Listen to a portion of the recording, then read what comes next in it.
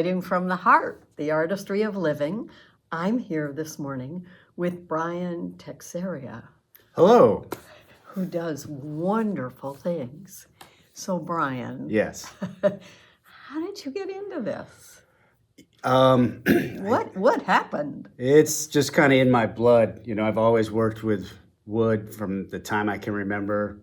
I've always been interested in building things and how things work. I was building tree houses almost at the time I could walk. You're a friend of mine. Yeah. And, eventually went to school, graduated, first apartment, not a ton of money on hand, no furniture. I was like, well, I can buy some furniture or I can buy tools and then build my own furniture. So that's what I did. Oh my. And I just sat in my empty apartment with like a handsaw, watching the TV on the floor and cutting. And, over the years, it just slowly built. I filled that apartment, then I got married and I filled the house. And eventually word of mouth, I started doing projects for other people. And now I'm retired and I make things like this full time. I love this. I mean, really, when you say this, you mean this, and the table. Yeah, all of this. That's amazing. Where do you get your ideas? Do they just come to you, or do you look? You're talking to somebody who, when I was in high school, I had a choice of home ec or woodworking. Mm-hmm. And I did woodworking. Good for you. And I learned how to use a lathe, which you must have used, although I'm not sure I could still use it now. But I just was fascinated that you could do things like that it just amazed me. Yeah, the lathe is a lot of fun. You can turn something out real quick if you want to, whereas furniture, tends to take a very long time to produce.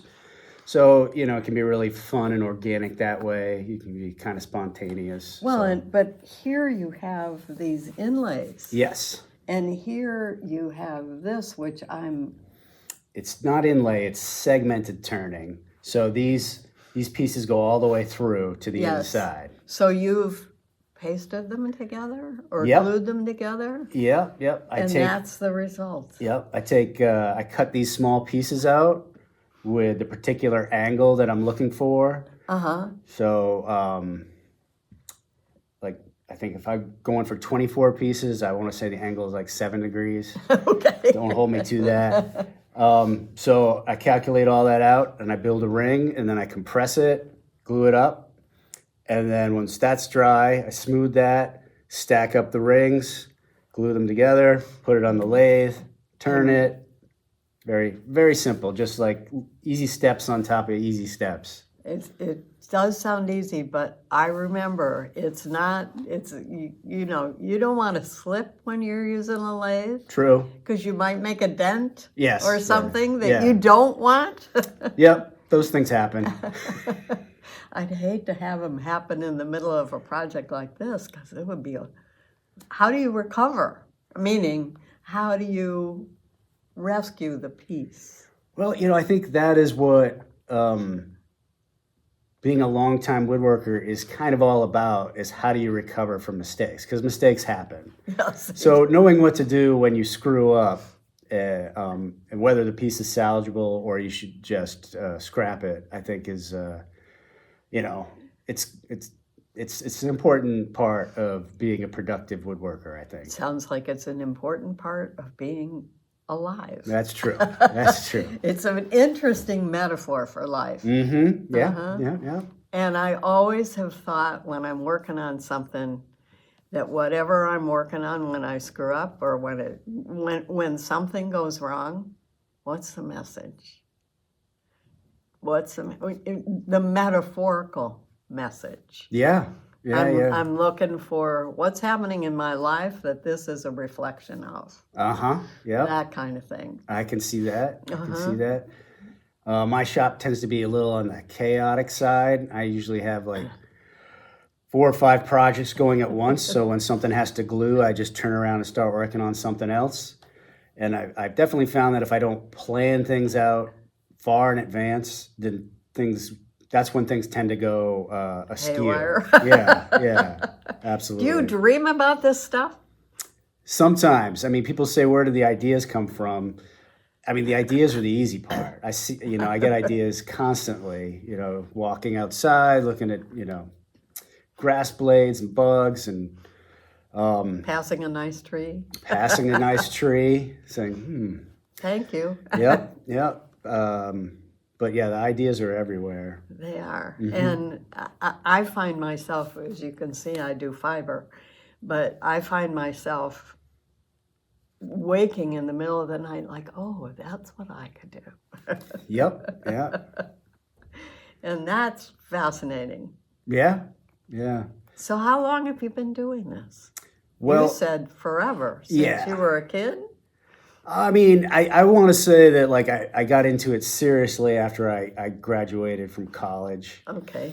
And it was a slow, gradual buildup over 30 years. And then you got married and had to fill a house. I did, and then I'm a retired FBI agent, Oh, and so initially it was other agents coming to me and saying, "Hey, can you make this? Can you make that?" And and I usually would because I like a challenge, and it was usually something odd. If they can find it at IKEA, they're not going to come ask me. that's right. So And it might not hold together as much as yours. well, let's hope so. So I enjoyed that, and then eventually I was just like, I just want to make what I want to make, and so I did a craft show, and it went well.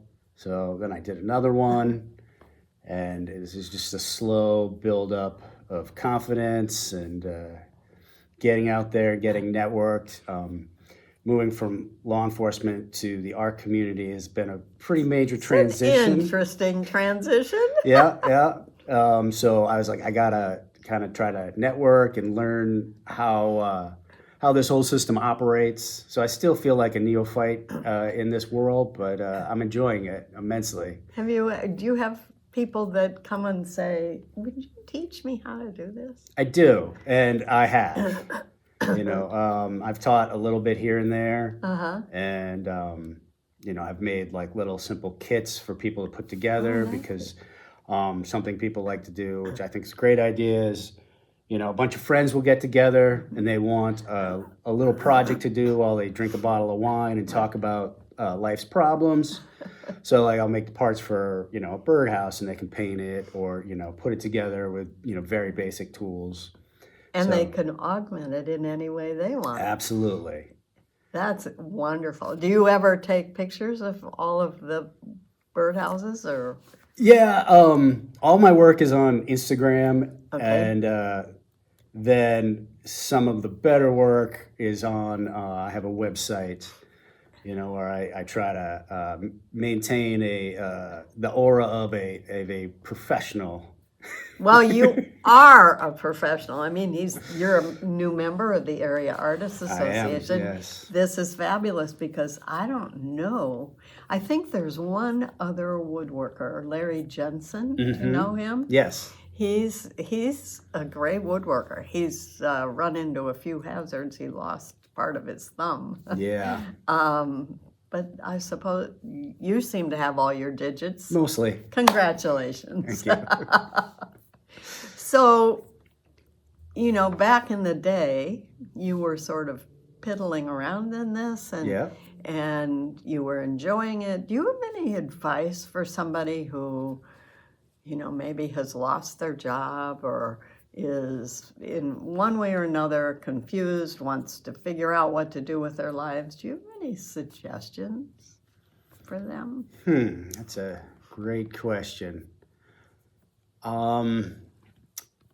If you are a type of person like myself who was really driven and always really focused on work, then I pushed away these feelings, these creative feelings I had my whole life, thinking it was frivolous and it wasn't going to lead directly to a paycheck or anything.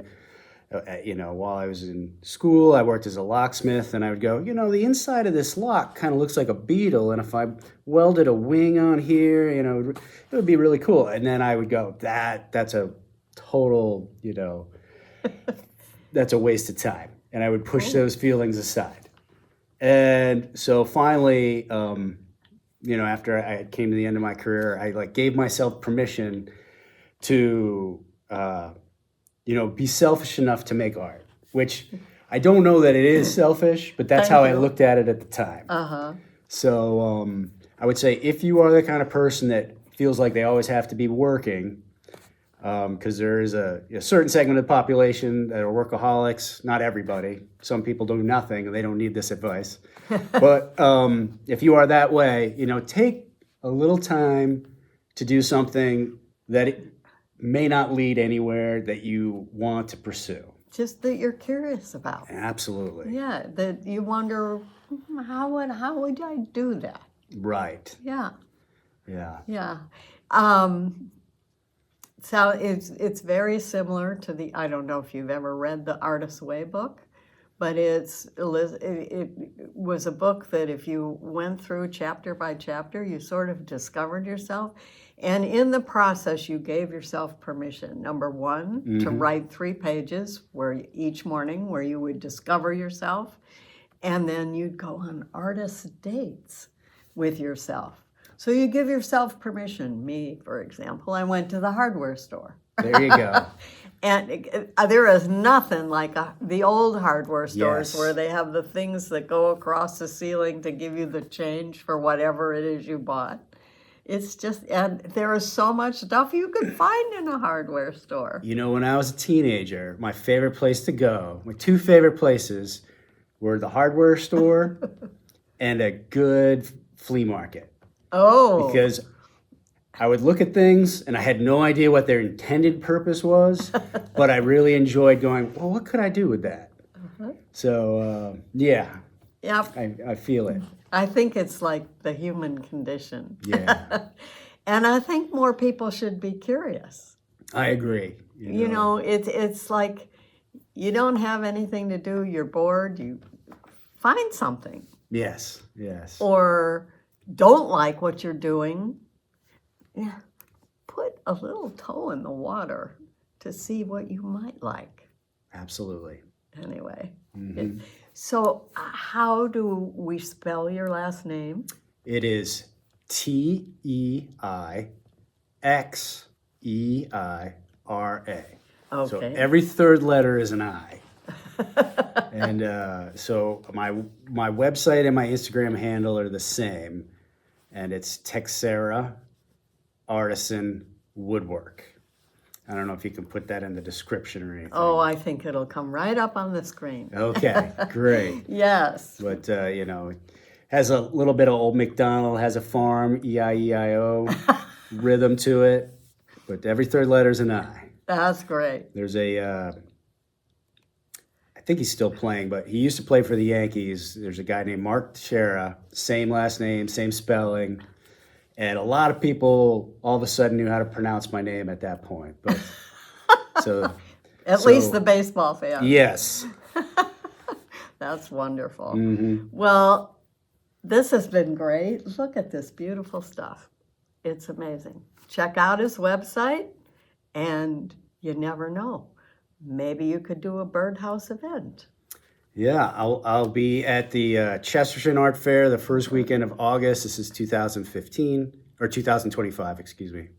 Whoa. Yeah. That's okay. And then at the Lebusnik Art Fair, Michigan City, in the I think it's the third weekend of August. I want to say the 17th that I weekend. think. Yeah. I'll be at both those locations. So come by and Great. say hello. And check it out. It'll be fun. All right. See you next time. Bye.